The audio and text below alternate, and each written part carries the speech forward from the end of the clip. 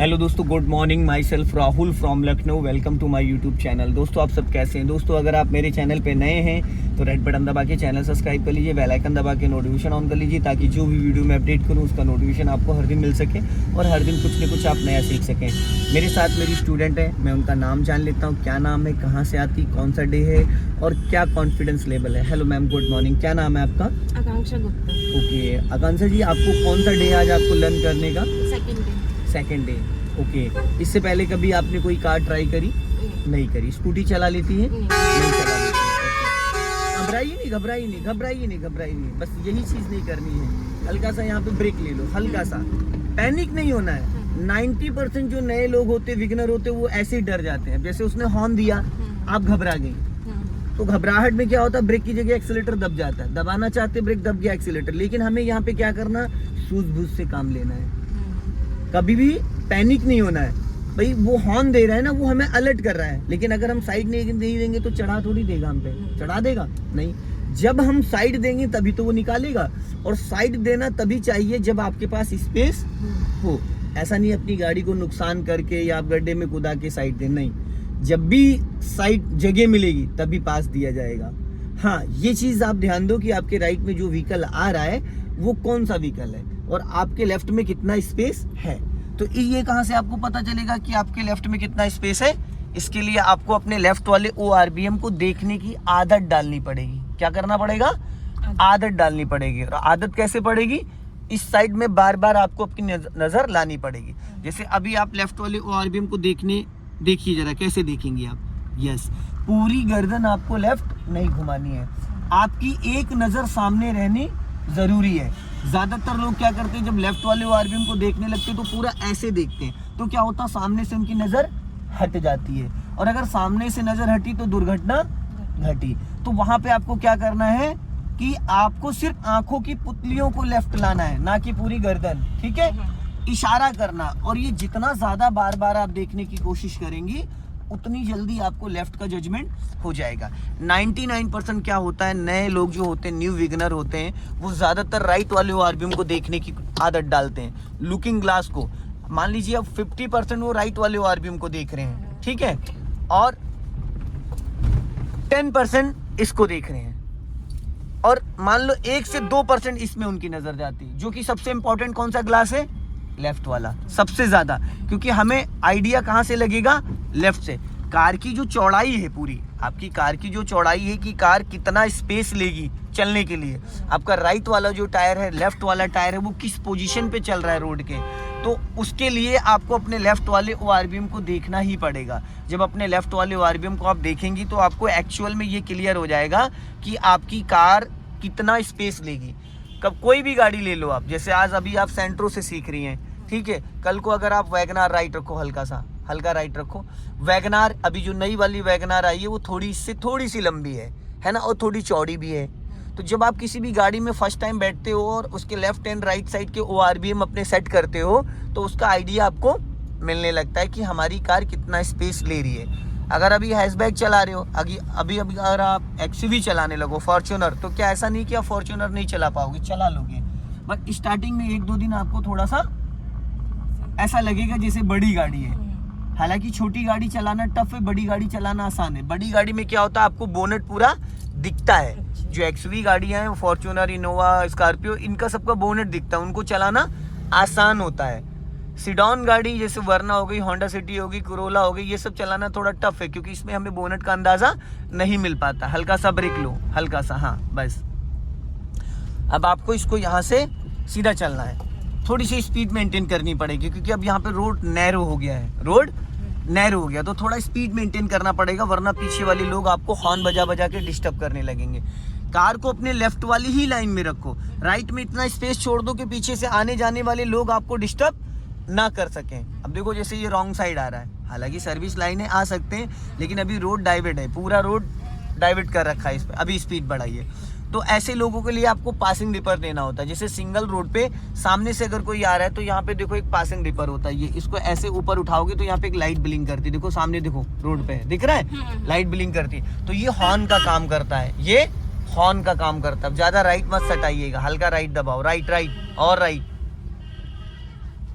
वापस आ जाओ, चलो लेफ्ट आओ, हाँ एकदम सीधा जाना है। सामने देखो एक डाल लटक रही है पेड़ की, हल्का राइट रखो, राइट से निकालो, राइट दबाओ, राइट, हाँ राइट दबाओ, राइट राइट। इससे आपकी शीशे टूटने के चांसेस ज़्यादा रहेंगे।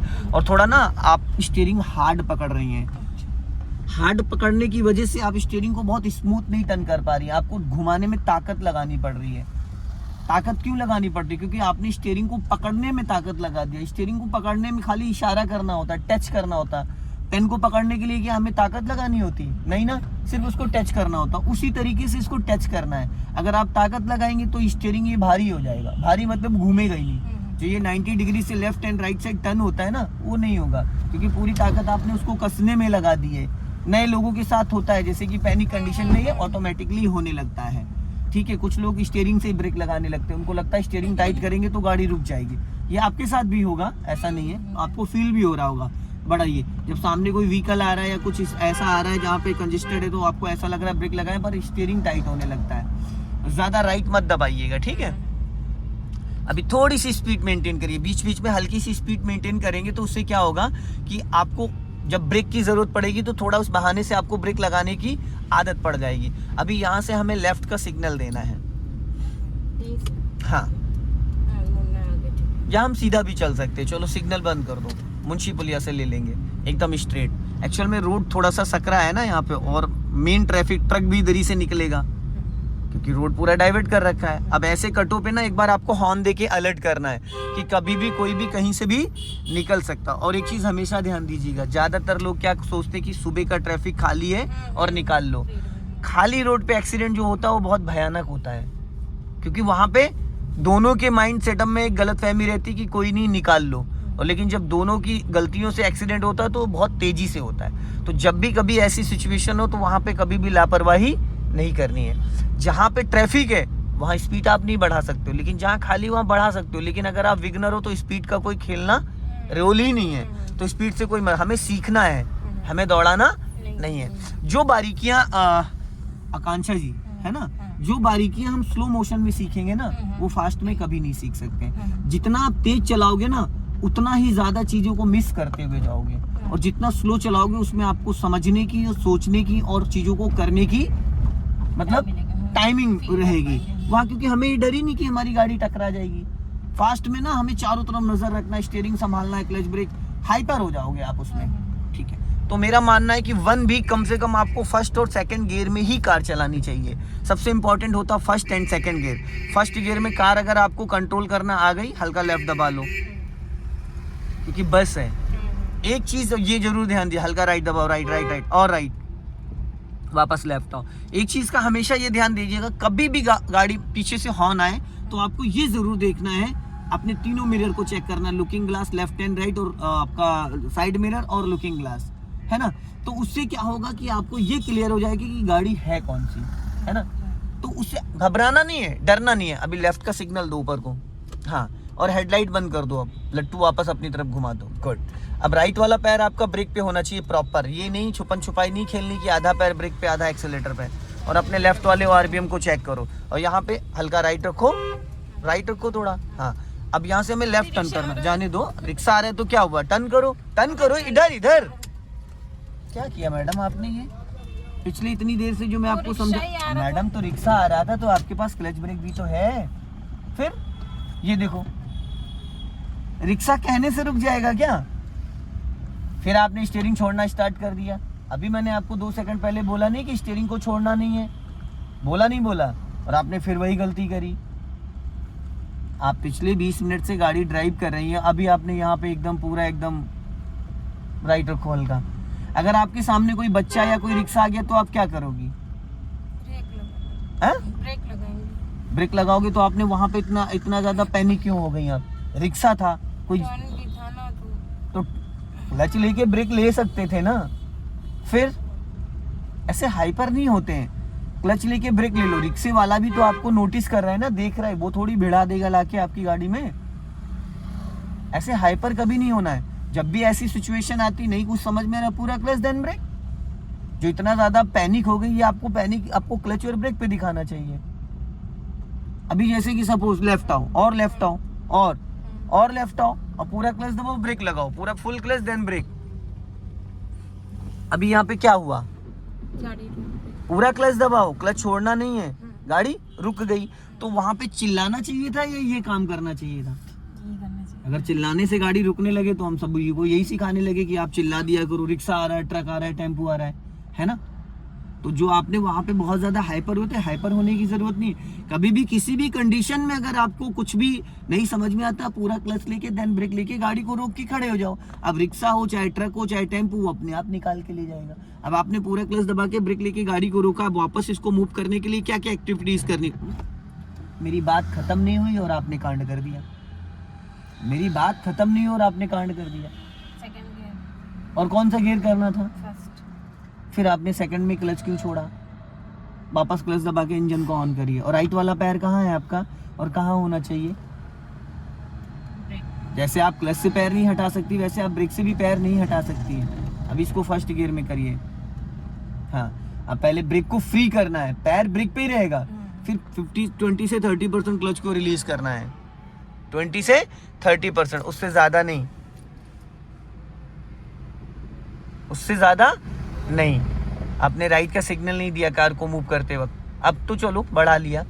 ये एक पेपर पेन लेके नोट डाउन कर लीजिए, एक जगह डायरी में नोट कर लीजिए जो ये एक्टिविटीज है ना फर्स्ट गियर में कार को मूव करने के लिए।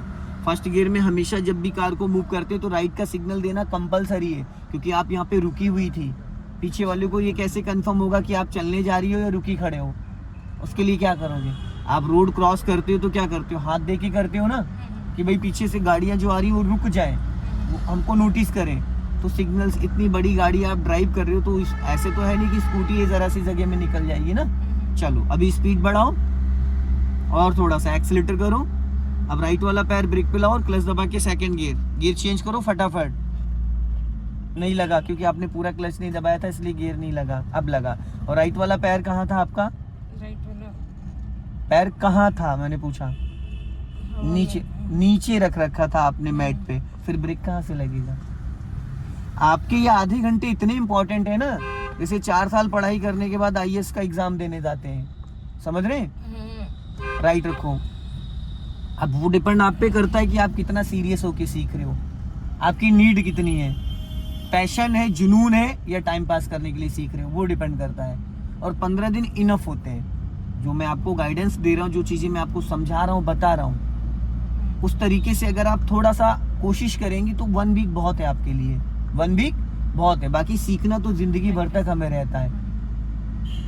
दोस्तों वीडियो पसंद आए तो लाइक करें, शेयर करें, कमेंट बॉक्स में जरूर बताएं कि वीडियो कैसा लगा। अगले वीडियो में फिर मिलते हैं। जय हिंद, वंदे मातरम।